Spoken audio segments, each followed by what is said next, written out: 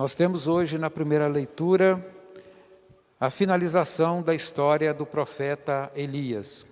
Como nós vimos, o profeta Elias, na sua carreira profética, no seu ministério profético, ele enfrentou os reis Acabe e Jezabel, que haviam introduzido a idolatria em Israel. E ele cumpriu isso com fidelidade, e chegando já ao final da sua vida, tendo encerrado a sua atividade profética, ele transmite o ofício profético para Eliseu. Deus não deixa cair a profecia. Quando um profeta chega ao final da sua tarefa, outro vem para dar continuidade à sua missão. É bom nós nos lembrarmos que, enquanto cristãos, somos todos profetas. Nós recebemos isso no batismo, e isso fica também muito claro no sacramento da crisma, quando se ressalta essa dimensão profética da vida cristã. O profeta não é aquele que adivinha o futuro, é aquele que fala em nome de Deus. E ao falar em nome de Deus, ele deve estar pronto para as consequências disso. Nós sabemos que os profetas bíblicos sempre foram perseguidos, por uma razão muito simples. Eles denunciaram aquilo que não estava correto e apontaram o caminho de Deus. Essa atitude nem sempre agrada a todos. Fato que nós vemos na Bíblia. O maior de todos os profetas, Jesus, vivenciou isso de forma profunda, como nós sabemos. E então Elias, chegando ao final, ele sabe que a missão continua. E nós, se voltarmos um pouco nas celebrações dos dias anteriores, nós vimos que no alto do monte, Deus já havia dito para Elias, para que ele ungisse um outro profeta, para que ele transmitisse a sua missão para Eliseu. E ele faz isso nesse momento, em que ele chega ao final da sua tarefa. E Eliseu, então, recebe e acolhe.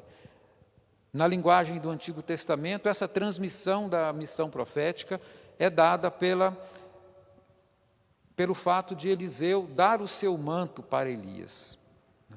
Aliás, Elias dá o seu manto para Eliseu. Então, o manto ali significa a própria missão do profeta. Transmitir o manto a outro é transferir para o outro a continuidade da missão profética. O evangelho de hoje é exatamente o mesmo evangelho, o mesmo trecho do evangelho que é proclamado na quarta-feira de cinzas. Na quarta-feira de cinzas se dá um acento específico naquelas 3 atitudes fundamentais da religiosidade judaica, que era a oração, o jejum e a solidariedade, né? A esmola, que para nós deve ser em sentido de solidariedade mesmo, de partilha do que nós somos e do que nós temos.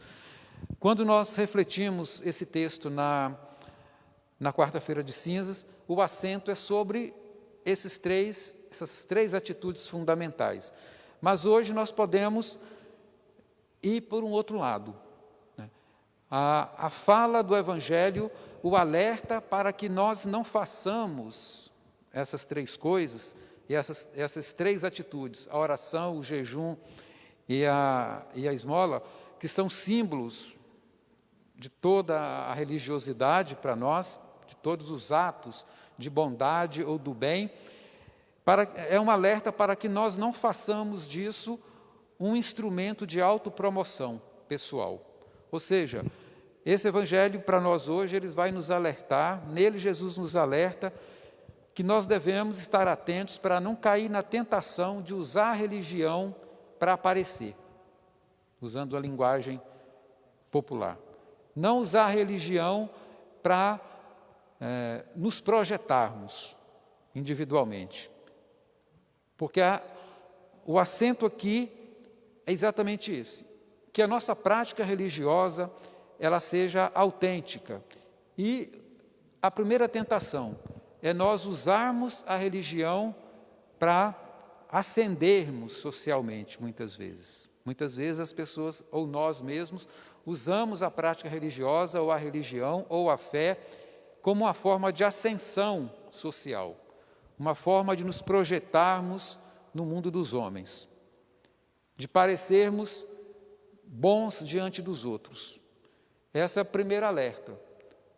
Quando nós estivermos praticando a religião, que nós façamos isso por um motivo mais puro, o motivo do serviço a Deus, buscando não o nosso próprio interesse, mas buscando o interesse de Deus, que é o reino dele, que é a comunicação da vida plena para todos.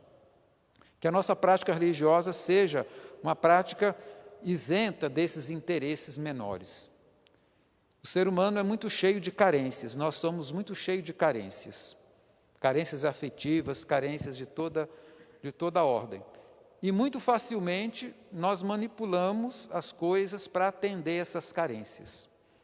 Carências de ser reconhecido pelo outro, de ser louvado pelo outro, de ser elogiado pelo outro. Claro que todo mundo gosta de ser bem acolhido, de ser elogiado. Quem não gosta de um elogio? Mas nós temos que ter um cuidado com isso. Porque nem todo elogio é sincero, nem toda crítica é honesta.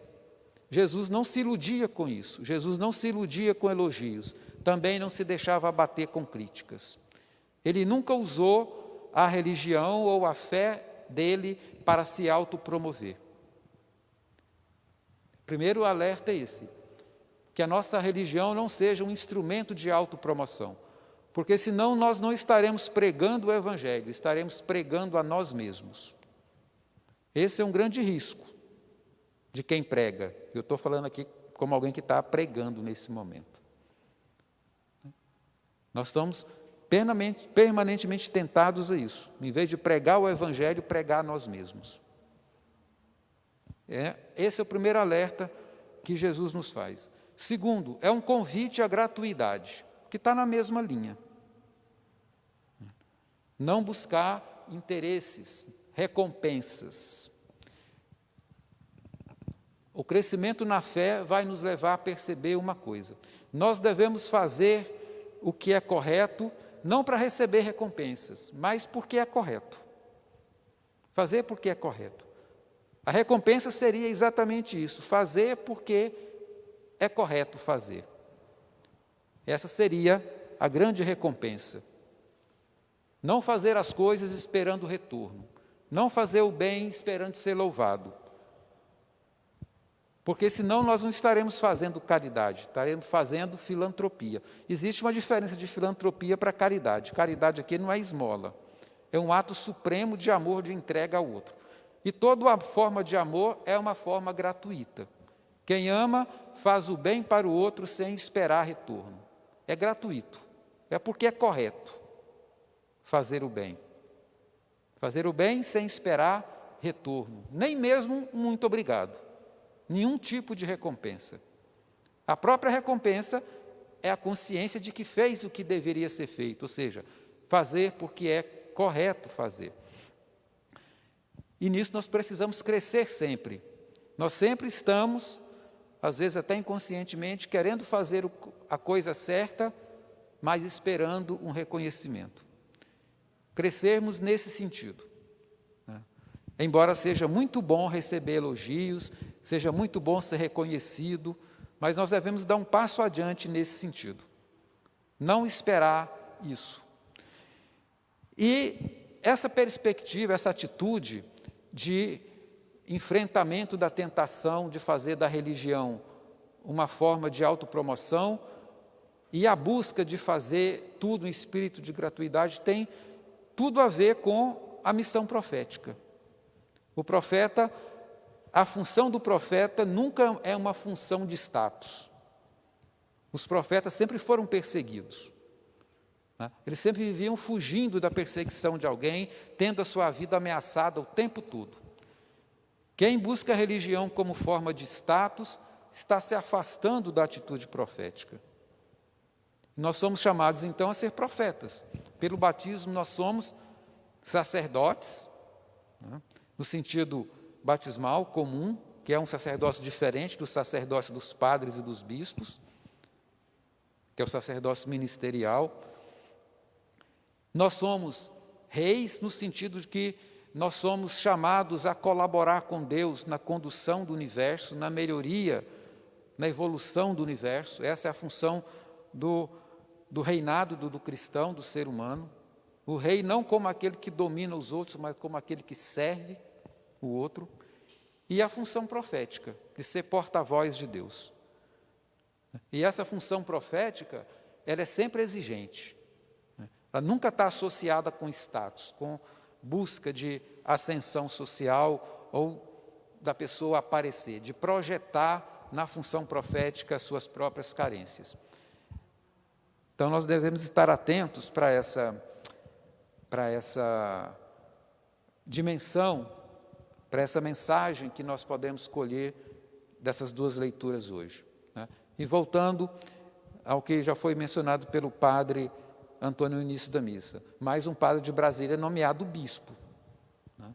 Ele é nomeado bispo para ser um profeta na diocese dele, para ser o sacerdote da diocese dele, para ser o rei da diocese dele, né? Tudo que um bispo deve ser é exatamente isso, né? E que nós hoje rezamos por ele, pedindo a Deus que envie sobre ele toda a força, toda a luz, toda a graça que ele precisa, exatamente para isso, né? Para que ele não veja o episcopado como uma forma de autopromoção, para que ele não veja o episcopado como uma forma de se impor aos outros. E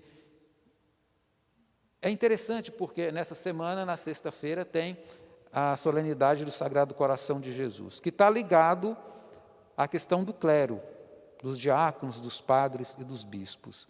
Então é um momento muito propício para nós pensarmos isso, né? Rezarmos pelo clero, né? Para que o clero, ou seja, os ministros ordenados, cada vez mais sejam fiéis a esse chamado de serem sacerdotes, profetas e reis, cada um no seu grau de ministério, aquilo que lhe compete, e que possa realizar exatamente isso, né? Ser sinal do serviço, instrumento do serviço para o povo de Deus. Que todos os ministros ordenados, sobretudo hoje, né, no dia da sua nomeação, que ele possa ser exatamente isso. Glória ao Pai, ao Filho e ao Espírito Santo.